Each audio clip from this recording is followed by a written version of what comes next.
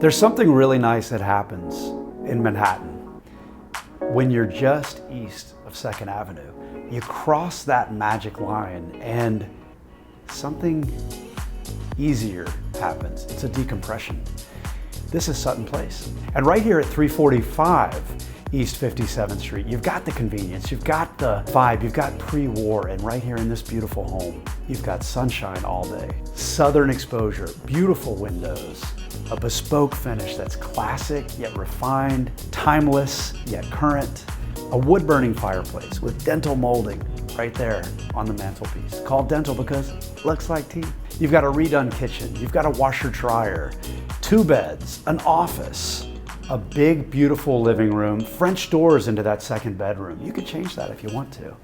With one of the most conveniently located, classically inspired, beautiful, contemporary, awesome apartments full of sunshine, then I invite you to call me Brian Lewis of Compass, and I'm going to introduce you to 345 East 57th Street. I know you're going to love it. Thanks for coming by.